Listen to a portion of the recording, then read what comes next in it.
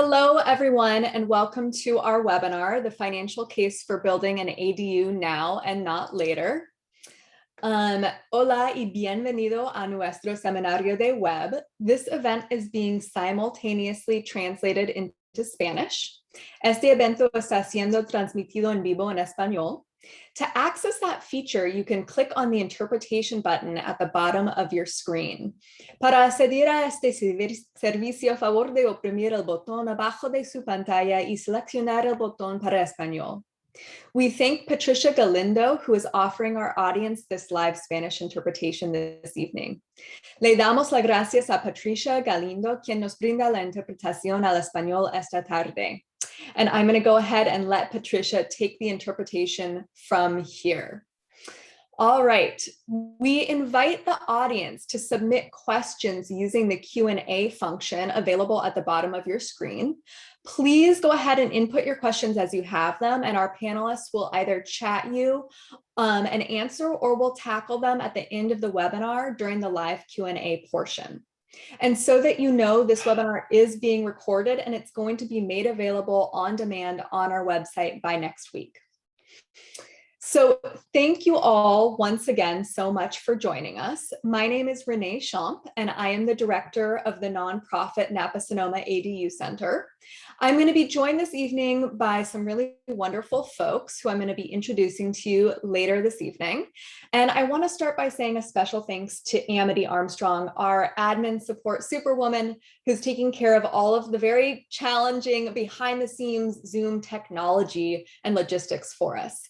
She'll also be chatting you links throughout the evening. So check out that Zoom chat, because we're going to be dropping a ton of links to resources and tools there that you might want to copy and paste into your own computer to save for access later. So we are so excited to bring to you this evening's discussion, and we are going to be covering a few things. First of all, 8 reasons for you to build an ADU now and not later. We're going to go over prefab, modular, and stick build and the return on investment differences across those different types of ADUs. Case studies in ADU ROI, or return on investment, and then a brief overview of different ways to finance your ADU, and then tackling that live Q&A at the end. So if you're not familiar with our organization, we are a nonprofit with a goal of helping homeowners in Napa and Sonoma counties build accessory dwelling units. You can learn a lot more about us at our website at www.napasonomaadu.org. We have a ton of really helpful resources to guide you throughout your ADU journey, and you can check them out on our website. We're going to be walking you through how to use one of them in particular this evening, and that is our ADU calculator tool. So we're going to dive into that later. Stay tuned. Our organization also provides high-level technical assistance and problem-solving support to homeowners. So you can contact us anytime with any questions that you may have. We work with planning and building departments across the 16 different jurisdictions in Napa and Sonoma counties to help make sure you get accurate information as you tackle your ADU build. We also offer feasibility consultations, and there's detailed FAQs available on our webpage to learn more about these, but essentially they're a free consultation where we do pre-screening on your parcel, then we meet with you one-on-one, and we send you a customized ADU feasibility report that walks you through the steps to take on your ADU journey, cost drivers, and a lot of other things specific to your specific ADU goals and projects. So making the decision to take action steps on building an ADU is a really big decision. We know that. And it's one of the kinds of decisions that it's easy for anyone to easily just sit on for months or even years before turning that dream into a reality. If you're a member of this dreamer club, like I often am, rest assured, you're not alone. And the Napa Sonoma ADU Center is here to help you take the first steps on the road to building a move-in ready unit. We're going to go ahead and talk through 8 reasons why we recommend that you get going on your ADU build or your junior ADU build today. So quickly, I want to go ahead and introduce you to our 2 fabulous panelists this evening. Scott Johnson works as the ADU expert for our nonprofit, the Napa Sonoma ADU Center, and he's also the founder of Pocket Housing LLC, which is a consulting firm that helps homeowners through the process of starting their ADU project from conception through permitting. Lindsay Moon is both a licensed broker and builder, and she brings great home and construction knowledge to the Searchlight team. She works double time, combining her efforts as a residential and commercial broker with Searchlight and also as a prefab builder. Amity has helpfully dropped full bios for both of them into the chat if you want to learn more. They both bring really incredible expertise to our conversation this evening. So thank you so much, Scott and Lindsay. And with that, I'm going to turn it over to you, Lindsay, to kickstart our conversation about 8 reasons to build your ADU today. And you are muted. Thank you, Renee, and great intro. If you think you might be renting out your ADU or junior ADU for rental income, then the sooner it's completed and that rental income is coming in, the better. You'll earn more back on your investment.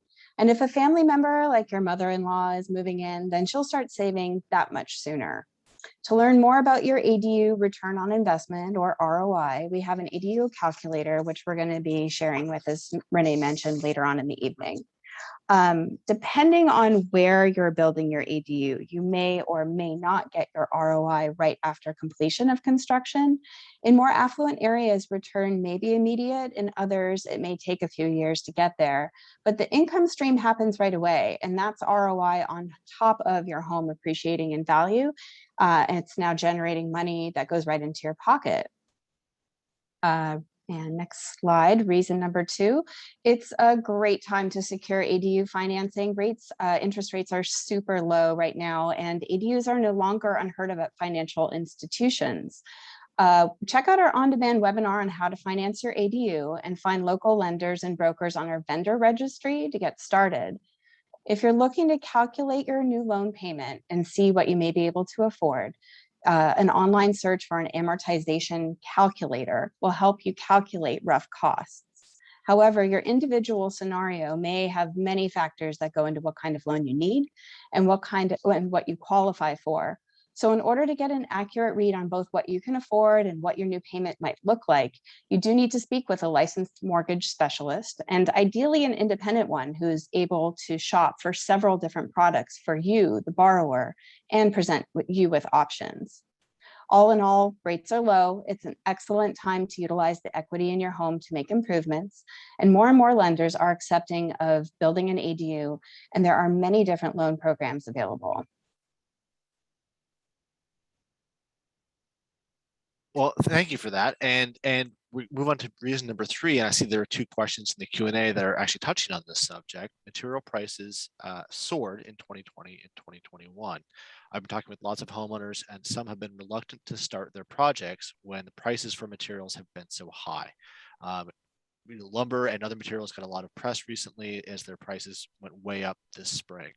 But since May, a lot of those material prices have started to return to something closer to normal. The trend of that decline in price is flattening out, and honestly, price volatility is likely to continue for the next couple of years while production and supply chains react to and ultimately recover from the effects of the pandemic.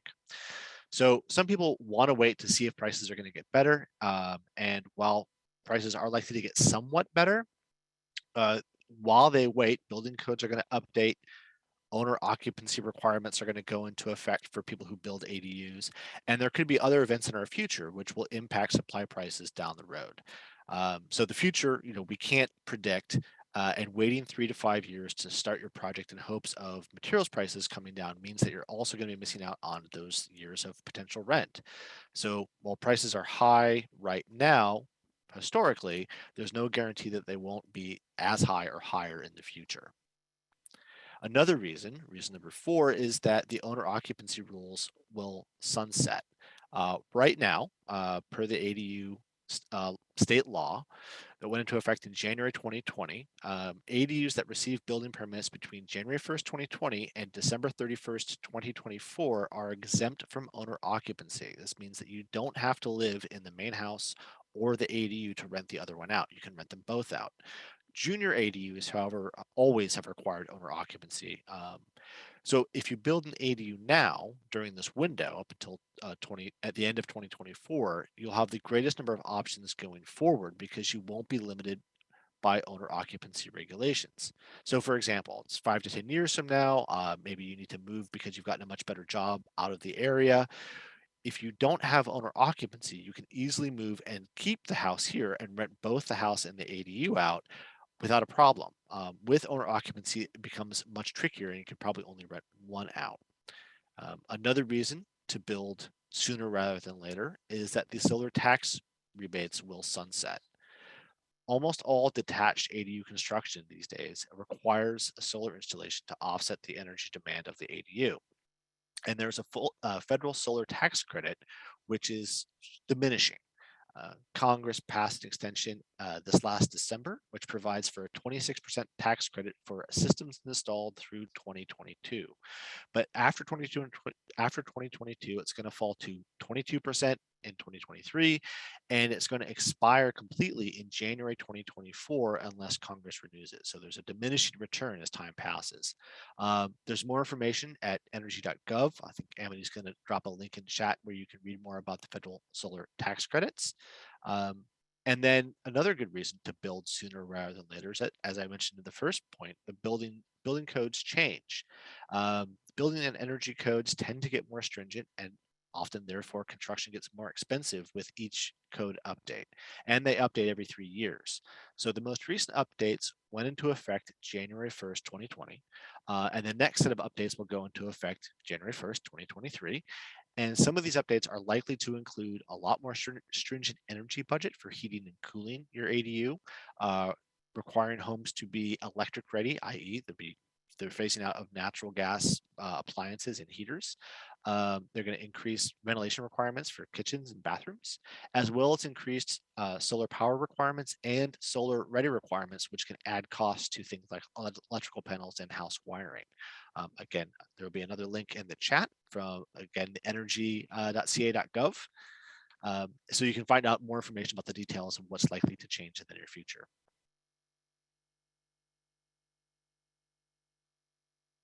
And reason number 7, while many are still floored by how much it costs to simply cover the labor required for building these days, the fact is that demand for labor will continue to outstrip the supply for the foreseeable future. So it's unlikely labor costs are going to decrease, and that means the most affordable labor for your ADU build is available right now. An on-the-ground reality from a general contractor's perspective is labor costs are only going to continue to rise. The cost of living in the Bay Area is very high, and no good workers are going to stick around for hard work and low pay when there are other options out there. You need to pay your people well to receive good work and loyalty. And if you can build modular or prefab, there is less labor involved, so it makes sense to be building this way for that reason alone. And then reason number 8 is that your approved permits expire. So if you get a permit, if you're someone who's gone through the ADU permitting process, but your project has stalled out, either you haven't started it yet, or you started the construction but stalled out due to COVID or other issues, it's time to get rolling on the project again. Some ADU projects stall after the permit application has been approved, but if you submitted and received approval on your permit, the permit can expire if you don't start work within 1 year, or if work stops for more than 6 months after the permit has been approved. Some jurisdictions have extended these timelines automatically due to COVID. In general, you'll have 1 year to start work, and then if you don't start work or it stops, you can also file for an extension, but you have to make sure to file for the extension before the permit expires. And all the building codes and all the rules you have to build under are tied to the date of that building permit. So County of Sonoma, for example, has automatically granted permit extensions in advance due to due to the pandemic. And it's important to understand the rules in your jurisdiction if you don't live in Sonoma County, for example. And most jurisdictions will have specific instructions about their permit lengths and extensions on their building department or planning department websites. Thank you both so much for that helpful and concrete information. We really appreciate it. We hear from so many homeowners who have reached out to us that they really want to build an ADU, but they've just been procrastinating on moving forward on their project and haven't quite made it happen yet. That is so understandable, especially given how many different decisions have to be made just to get started on an ADU project and the natural mental block that can come with making a significant financial investment. So that's why our nonprofit's here to help you. We're a neutral third-party resource. We're not a for-profit company that you pay to build an ADU, and we're also not a government agency. We're actually just here to help walk you through the steps of your ADU process and get kickstarted if you get blocked during your journey. So with that, the way that you build your ADU, as we mentioned earlier, can have a big impact on your ROI and specifically how soon you start to see a return on your investment.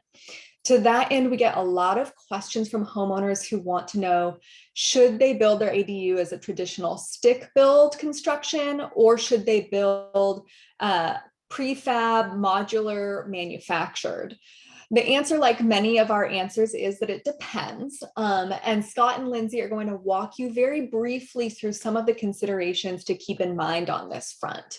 This is going to be a really brief overview, and then we're going to be holding another webinar later this year that does a much deeper dive into the differences between manufactured homes, prefab, and modular, and introduces you to some really excellent local prefab, manufactured, and modular builders who can work with you if you're interested.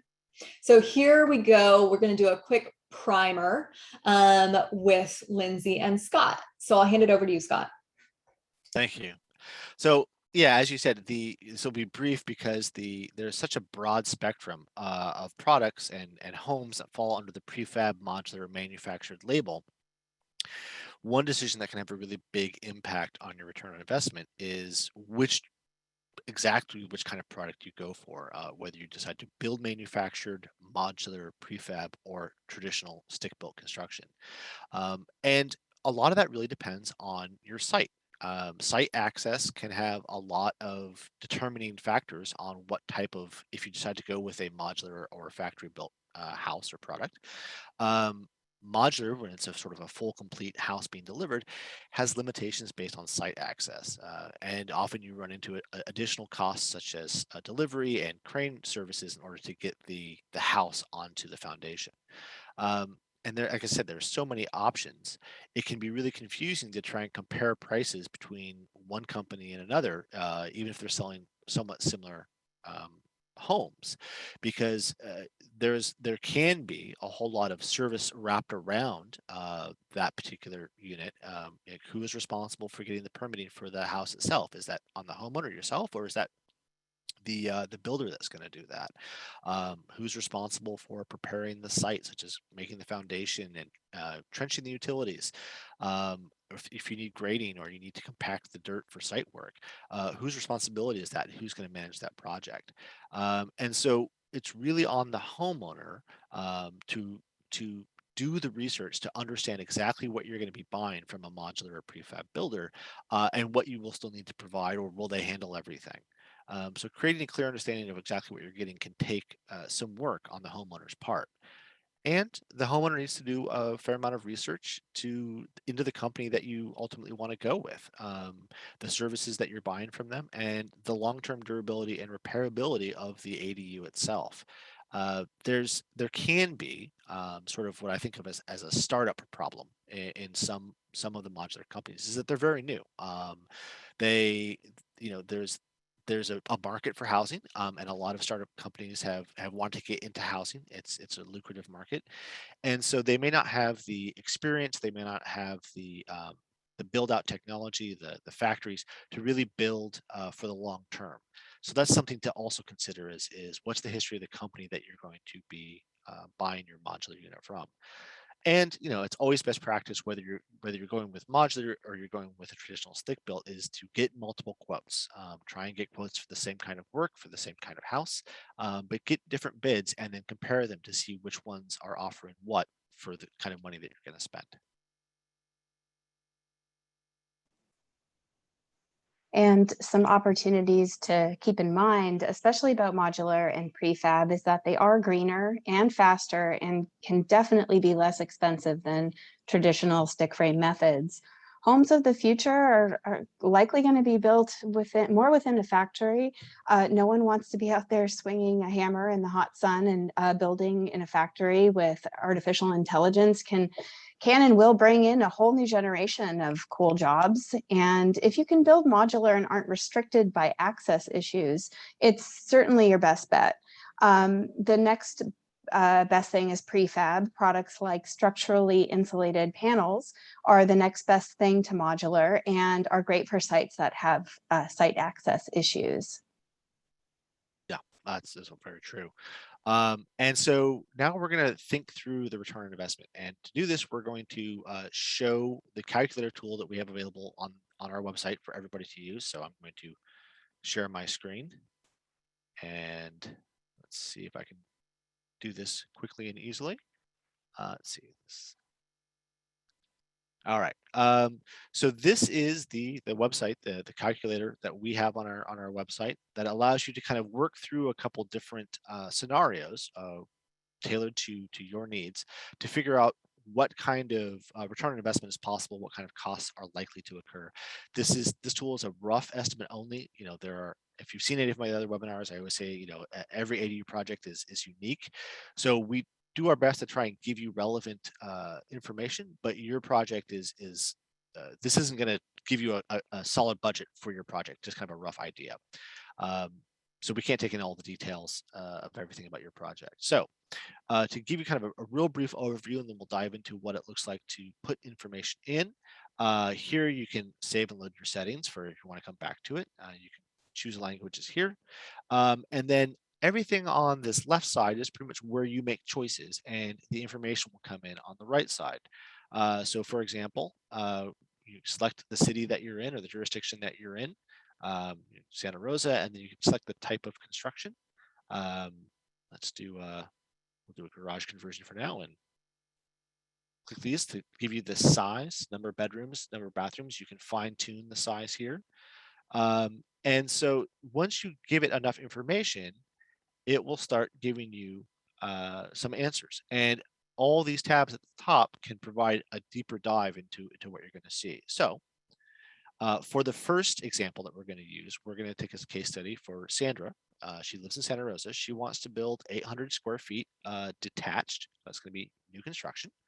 And we're going to choose, it's going to be a 1 bedroom here. And we'll go 2 bedrooms because 800 square feet. So there we go. 2 bedrooms, 1 bath, Santa Rosa, detached ADU. And so already just with that simple sort of choice, we can start to see some of the financial, the potential expenses, the potential construction costs. Now, we don't have the local government fees included yet. That's going to be coming soon. But we do talk about the hard costs and the soft costs of the actual construction project. And then, servicing the debt depending on the financial picture, which is kind of the next piece here. So look at the construction. We have choices in construction as well, low cost, sort of standard, premium, and they all change the numbers on this side. For many people, the fit and finish of an ADU is 30% of the cost of the total project. So this can really have a dramatic outcome on your return on investment, how quickly you're profitable with your ADU project. We also have some information on site conditions, construction difficulties, if it's sloped, if you've got rocks on your property, and then what kind of sewer system, because that can dramatically change the project numbers. And then, once you've kind of got those laid in, we can do the finances, which is Lindsay's portion here. Thanks, Scott. Yeah, so it looks like Sandra's coming in with $100,000 as a cash investment. And she's going to do a cash out refinance for the remaining 218. So you can, probably the best bet is to go with like a 30-year, which is going to be amortized. That's going to be the least expensive payment.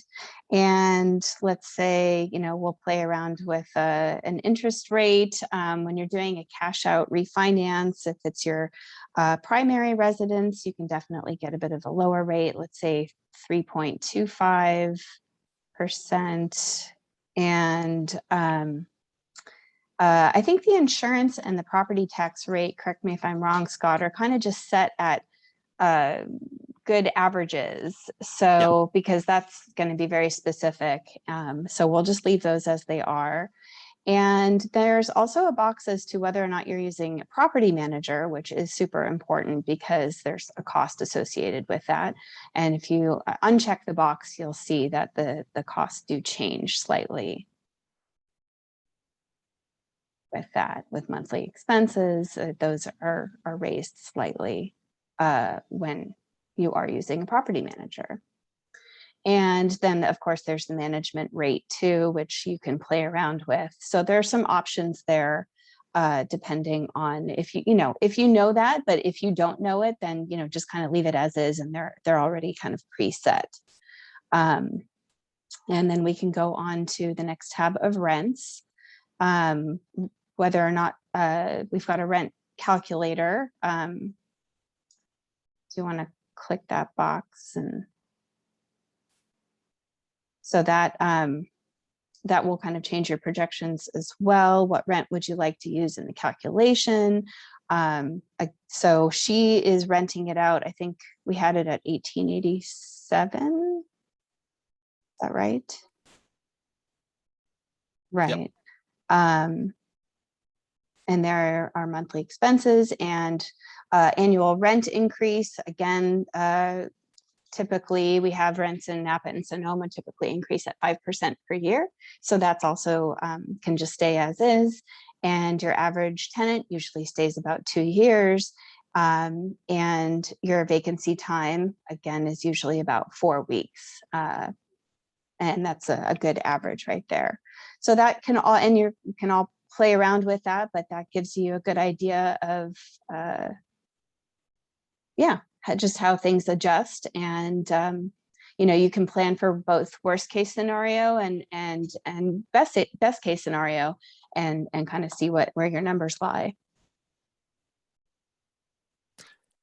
And then up at the on the other side here, we have a couple of other tabs, including, well, this is for Lindsay to walk us through. Mm-hmm. Oh, thank you. So this, once you get your calculation set, you will be able to see kind of what you're getting back. So in this instance, we've got 9 years to earn back her cash investment. So her $100,000 will be back in her pocket within 9 years. And the return on her investment, once she's accounted for the remaining loan, is 3 years. And then her increase in home value should be about $190,000. So that's nothing to laugh at for sure.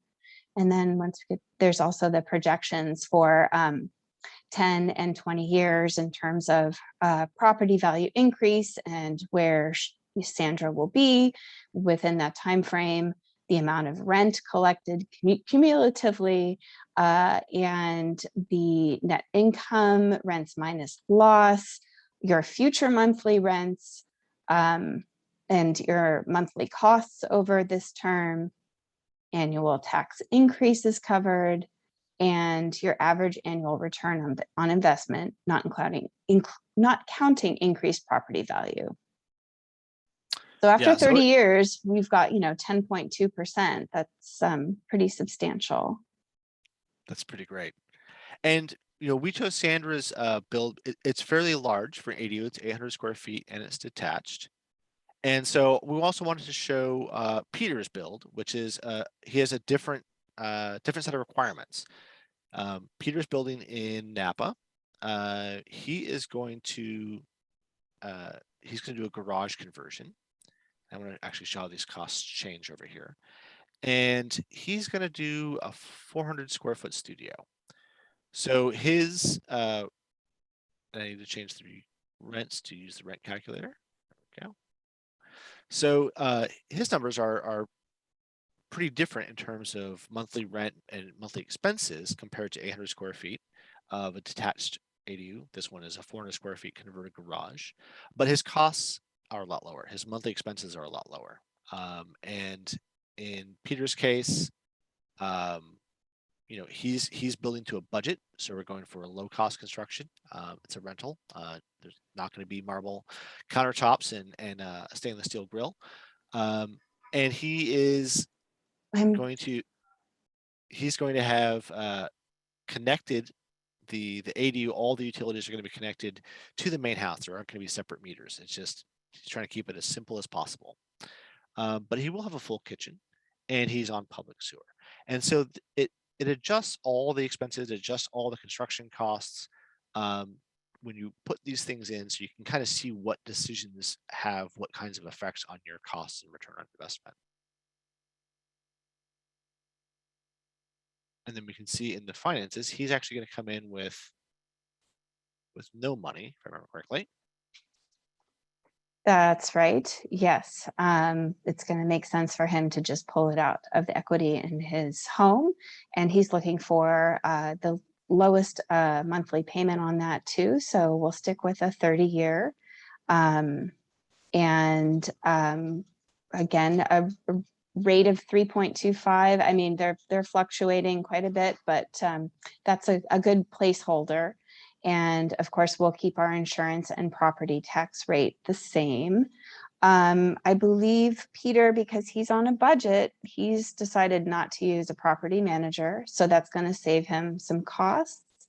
And so there are his construction costs, monthly expenses, and monthly rent of $11.81. And Peter's going to earn his cash back investment. Obviously, that doesn't kind of apply here because he's not putting in a cash investment, but his return on investment will be within 2 years. And the increase in home value is $120,000. So he's getting his return just, you know, within 2 years. It's kind of a no-brainer. And there are, pardon? And so, and over the long term, it gets even better. Yeah, exactly. Totally. So property value increase and the rent collected, look at that, over 30 years, almost $1 million.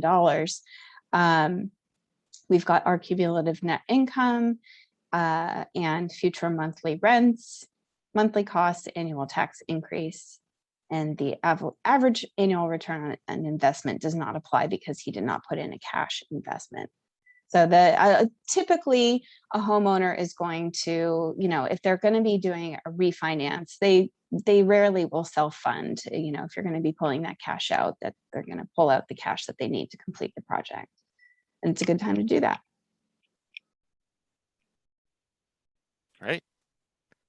So you can see that even with the two projects being pretty different, both have pretty great financial outcomes for the homeowners. And you know, all of these, we're constantly updating these this model as we get more information. So we're keeping it up to date. So you can come and try and say, okay, we want to do you know, a new ADU, a detached ADU of 600 square feet. You know, we think we can get a loan for, you know, 3.25 or put the numbers in and really get a long-term sense of what the financial return on investment, what the impact's likely to be, and get a sort of a ballpark sense of what construction costs are likely to be. It can really help you plan and forecast different options for an ADU.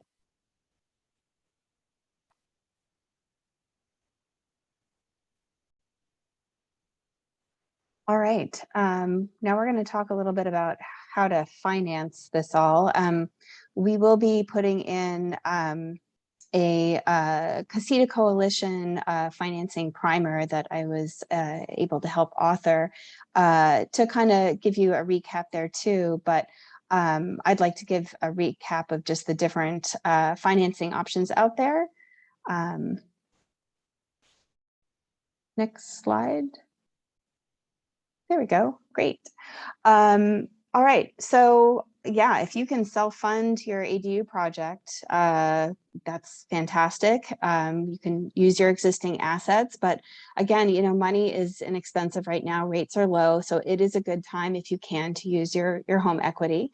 Within that category, you can do a cash out refinance, meaning you may have a certain amount of equity in your home and you're able to pull that out. You get it in one lump sum. You can also potentially do kind of a second or a HELOC, which is like a line of credit. There are some other options out there. There's a reverse mortgage for those over 62. It's not great for everybody, but it can work for some, and it's best if you talk to a financial advisor about your personal situation on that. There's also private money, which can get really interesting, and if you might have proper collateral in a different property, private money is great for a kind of out-of-the-box thinking, cross-collateralizing properties, things like that. There are also renovation loans and construction loans. They can have their own set of circumstances, but there's also a lot of new options available these days. There's more and more lenders coming online. And like I said previously, there's quite a few financial institutions that completely embrace ADUs and they're building and totally get it. So that's a nice option, because the construction loan and reno loan will sometimes almost always base your valuation on the future or as completed value of the home. So sometimes you're able to draw a lot more from the home. And there are some experimental products out there as well, and it really depends on your comfort level, like a ground lease agreement or a shared equity agreement. There are companies that will come in and build your ADU for you, but they will maintain the renter and the rental agreement for a certain amount of time until it's paid off. And that, you know, again, depends on your comfort level. And so if you're just kind of confused about where you go from here, definitely always reach out to a mortgage broker to kind of help you. But if you're looking at high home equity and, you know, these are kind of your options in terms of a high income, low income, things that you can consider within your bracket. If you're on the low home equity side, you can look at the construction loans, renovation loans, and potentially even, you know, pooling cash assets, depending on how much, you know, return on investment you might get by doing the ADU. And next slide. Excellent. Thank you so much, Scott and Lindsay. I can't tell you how much I appreciate getting to walk through that calculator. It's really helpful to have those concrete examples. And for those of you who want to start thinking through your budget as well as your financing, please go to our website. Amity dropped a link in the chat to that calculator tool. Go ahead and try out your thinking on your own ADU project using that calculator tool. And then again, as Scott and Lindsay both mentioned, it's just a way to get a rough estimate for your project. It is not the final be all end all answer to what your budget is going to be. If you're interested in getting more individualized information, definitely reach out to one of the finance professionals that we have on our vendor registry, which also has been dropped into the link and is available on our website. Lindsay's one of those folks on there. And then also, if you want to talk through cost drivers for your individual ADU project, you can sign up for one of our ADU feasibility consultations for free through our website. Scott is our ADU expert who meets with you one-on-one, talks through your site-specific questions, cost drivers for your project, your goals with an ADU, and then sends you a customized ADU feasibility report, which walks you through next steps on your project, the professional team you should hire for your specific project, your local ADU rules, and a lot more. All right. I really wanted to also let you all know that we have more ADU webinars coming up before we dive into our live Q&A portion. So if you haven't already, now's the time to start start chatting your questions into the chat, and we're going to move very shortly into that live Q&A with our panelists. But if you want to join us for more webinars, go ahead and check out that link that is there on the slide for our upcoming ADU webinar events calendar. We're going to be presenting on some new ADU financing opportunities later this month. In November, we're going to be joined by planners and chief building official from the city of Napa and the city of Santa Rosa, talking you through how to do an ADU permit application with a really handy checklist to guide you through that process, regardless of what jurisdiction you're in across Napa and Sonoma counties. And then in December, we are going to be doing that webinar we mentioned earlier, all you need to know about prefab, modular, and manufactured ADUs. And we're going to be bringing on some really excellent builders who do that prefab, modular, and manufactured work for you to meet and speak directly with them. Also, we have a ton of our webinars from the past recorded and available on demand to view on our website. So if you were swept away or overwhelmed by all those ADU financing options that Lindsay really helpfully walked us through, we have a deep dive in our recorded How to Finance Your ADU webinar that Lindsay was also in, along with some other finance professionals. You can check that out on our website. And you can also just reach out to us whenever you have questions. But with that in mind, let's move to the questions that all of you have for us this evening. So Scott, go ahead and pull up your video and we can walk through some of the questions that folks have for us this evening. So I am going to go ahead and start with, let's see here. I am going to go ahead and start with a question on property taxes for Scott. Okay. And if you can speak to the insurance segment of the question, that's great too. But the question is, does property tax and home insurance increase after building an ADU? And I'm also just going to add that we have a very detailed blog post on this subject that I'm also dropping in the chat for all of you. But with that, I'll hand it over to you, Scott. Thank you.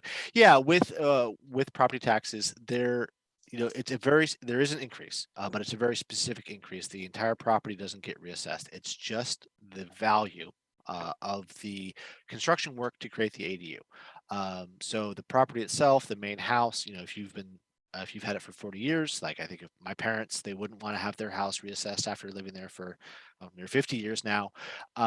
If you build an ADU, they're only going to assess based on the value of the construction of the ADU itself. And insurance, a lot of that I think depends upon what type of ADU, do you have sprinklers, all the details of your project.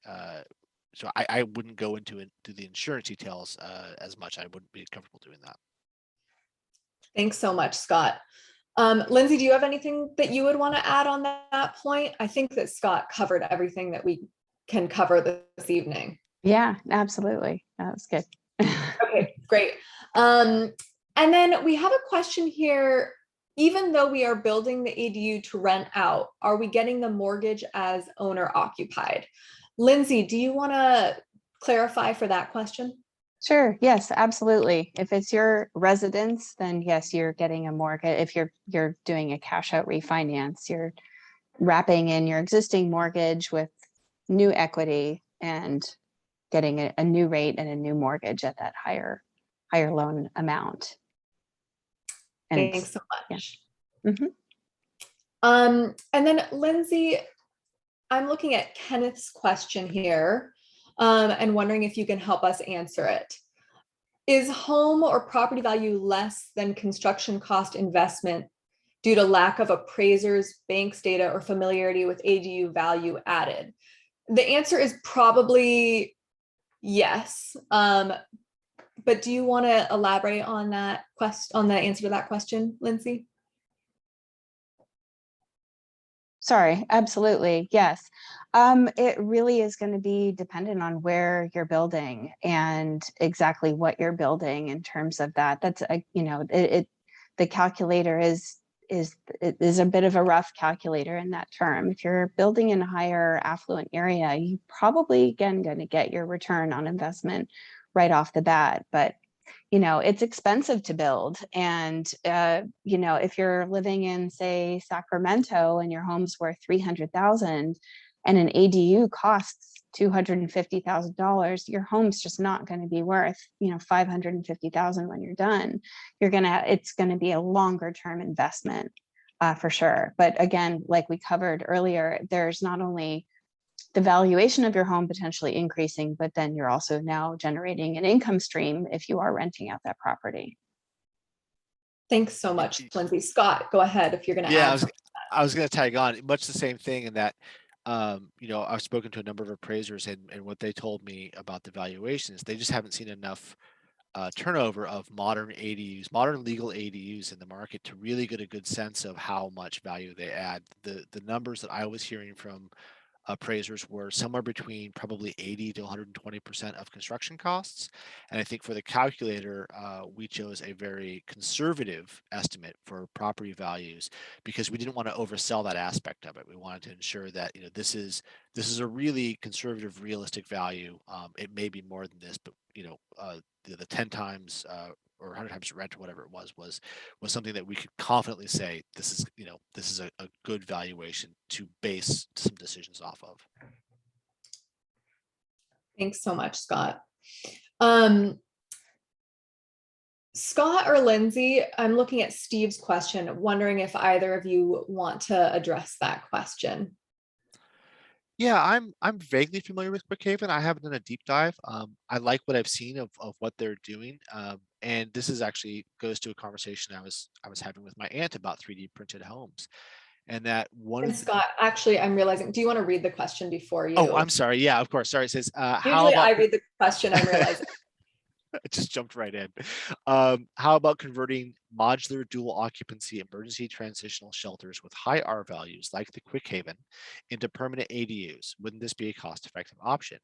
And the answer is yes, but because as I understand it, the Quick Haven and other transitional structures, they aren't regulated by the same set of rules as a full legal residence. And they have sort of a carve out that allows them to be used, but not rented in the way that a house can be rented or an apartment can be rented. And that, I think what we bump into there is a matter of building regulations and planning regulations of what's allowed to be a legal allowable unit. And we're seeing a lot, I think, both in the modular world and 3D printed homes. There are a lot of creative ideas that are coming out that haven't really got coded into California's building code yet. So they are experimental, they are hard to approve. They may be in our future, maybe hopefully soon in our future, but as the way that the current regulations sit now, it's difficult for something like the Quick Haven, which I believe is under 70 square feet, which is too small for a room, for a bedroom at this point, from an apartment legal resident standpoint. It's a matter of matching the house to the regulations you want to use it under, and that's where a lot of the problems, I think, or a lot of the roadblocks currently still exist for solutions like that. Thanks so much, Scott. And then I love this question, which is, what is the process? Like zooming back out, what is the ADU journey? Where do I begin? When do I talk to someone about getting a loan? When do I talk to an architect? That's a big question, and it's something that we talk about a lot. So Scott, do you want to walk us through that ADU journey from pre-development on? Yeah, and I would love Lindsay to jump in and particularly about when they should start shopping for a loan, and because I think the two things that really seem to drive what kind, what size, where an ADU gets built in your property comes down to your budget and the space that you have available to build.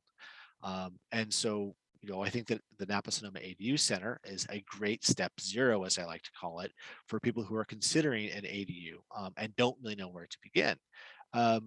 That said, having an idea of your budget of what's possible for you in your situation is a really good place to start, because whether you go above the garage or detached or whatever, you're going to be limited by your budget. And so in some ways, I think figuring out your budget is kind of the first step. Maybe not applying for a loan, but getting the sense of what's possible in terms of financing. Lindsay, do you want to jump in on that point? I completely agree. Yeah. It's going to be, if you're doing a construction loan, you do need to have your set of plans, your pretty much be almost permit ready and build ready to apply for that loan. So you do need to get down that road further. If you're doing like a cash out refinance, you can kind of do it at any point. But once you've pulled that cash out, you're committed to that, and you've pulled it out, you're paying, a higher mortgage amount. So yeah, it really it will depend on what you're looking to do in that regard, for sure. Yeah, and there can be a little bit of a chicken and egg situation there of how far do you go down the financing path before you know what you want to build. But like the calculator, having kind of a rough, well, we're thinking 150, or we're thinking 250, we're thinking somewhere in that ballpark of we think we can finance that kind. That really will determine, okay, you're not going to do 1,200 square feet with marble stairs and a fountain. You're going to do something smaller than that. So For sure. But you also want to see, and it doesn't hurt to talk to a mortgage officer just to kind of see what you can also qualify for too. Yeah, I think that's critical. So then once you've kind of gotten that, we help homeowners all the time, every day, every week, sort of figure out what's possible. We try and figure out what their goals are, and we give them a report based on what they've told me, and we know about their property, about their goals, about their budget, and we go through all the different options from junior ADU to fully detached ADU of what's possible on their property, what's likely, what's the best fit for their budget and goals, and then also talk about next steps, which is typically at that point working on your professional team, which would be finding a designer, and talking with your local jurisdiction. I always encourage that when you're thinking about this, talk to your city, talk to the county, and say, hey, I want to do an ADU. I'm thinking about I want to do one in my backyard. What should I do next? Because the cities and counties often have a lot of also very good information that they can provide for you. And really kind of the first step from a professional team perspective is your designer, and then many of the other professionals, structural engineers, civil engineers, geotechnical engineers, they come from that initial relationship with your designer. And then, as you go through that process, you want to find a general contractor and have them involved at least at the tail end of the design process, so that what you get designed can really be built for the price that you're willing to pay. And then you get a permit, and then you go into construction, which is a whole nother sort of project and management process. But the very first part is to, I know I'm going on about this, but is to sort of define your budget, define your scope of what you think you can build and what you want to build to satisfy your needs, and then start trying to marry those two together and work with professionals to get there. Thanks so much, Scott and Lindsay. And I also just want to say, it is a journey. A lot of ADU projects take 1 to 2 years from start to finish. And a really great way, as I've mentioned a couple times now, is to join us for an ADU consultation. You'll be able to walk through your reasons for wanting to build an ADU with our team, talk through the options on your parcel, and really get that help as you're starting to think about whether this is the right decision for you. So if you feel overwhelmed by the stages of the ADU process, we are here to help you any day. Reach out to us. To that end, I have also dropped into the chat for everyone. I want to remind you all that the Zoom chat has tons of links and resources that we've shared here. And you know what? If you're looking at that chat and you're like, I don't know how to copy and paste that onto my computer, or that's a lot of stuff for me to copy and paste, just shoot me an email, info@napasonomaedu.org, and I will email you all of the links if that is easier as well. We really want to be here to make this as doable for you as possible, because we know there's a lot of different decisions to be made, especially at the outset. I also dropped a link there to different types of accessory dwelling units. So we had a question earlier that I answered in writing. Can an ADU be does an ADU have to be detached from the main house? That's such a great question. And the answer is no, it doesn't. There's a lot of different types of ADUs, whether it's conversion of a garage, conversion of existing space within your primary home, attaching an ADU to the primary residence, or detached. And I dropped a link to little visuals for you on all those different types of ADUs. And that's another thing we talk through with you in the ADU feasibility consultations. So I think we have another question here, but I also wanted to make sure that I noted for the person who asked about home insurance increasing, our ADU calculator tool that you can find easily on our website that Scott and Lindsay walked through earlier actually incorporates insurance costs into it. I don't know if we mentioned that earlier. Sorry if you already did, Scott, but insurance costs are calculated in that tool. Okay, so here's the question. Are structures only built with standard materials and designs financed for ADUs? We're considering doing an alternative structure, either poured concrete or subterranean. Lindsay, do you have any insights into that question? Lenders are definitely okay with certain prefab and modular ways. They have to, meet all California building codes and be an established way of building. But I don't know what subterranean is, but Scott, do you? Yeah, I mean, I think it goes back to very similar to the other answer is if it's something that you can do under the California Building Code to create a residence, then that's kind of that's the ballpark that everybody's looking at, that banks are looking at, that insurers are looking at is, is this, a known quantity for a legal residence? Exactly. And if it is, then you're golden in most cases. And it's a pretty broad set of codes. There's a lot you can do in the building code. But for there are a lot of techniques and technologies that are emerging now that aren't yet in the building code that have a lot of promise. But if you want to go that route, expect that it's going to be a challenge. You're going to really have to work with your lender, work with the jurisdiction that you live in to really ensure that what you're going to end up with is something that you can legally rent. And find a contractor that can build that way too. Yeah, exactly. It's that out of the box. Yeah. Great. Thank you all so much. We have successfully answered all of our questions. So I want to just share a little bit more information with all of you before we wrap up this evening. Like I said, we're here to help you. So please reach out to us. There's a big red contact us button on the top right of our website, and you can reach out to us any day with any of your ADU questions anytime. And we also want to make sure that we thank our supporters and partners. The Napa Valley Community Foundation, Napa Sonoma ADU Center is a fiscally sponsored project of Napa Valley Community Foundation with support from that community foundation and with Community Foundation Sonoma County, as well as from the city and county of Napa and the city of Calistoga. And we really appreciate all of you for joining us this evening. I'm sure that you have more questions. Again, reach out to us anytime. Sign up for a free ADU feasibility consultation on our website. Reach out. And finally, we have an anonymous survey that's going to pop up as soon as the webinar ends. And we would love, love, love for you to fill that out. Give us feedback on how we can continue improving our services and our webinars going forward. Have a wonderful evening. And thank you again to everyone that joined us for the webinar this evening. Lindsay, Scott, Amity, Patricia, we appreciate you so much. Have a great night.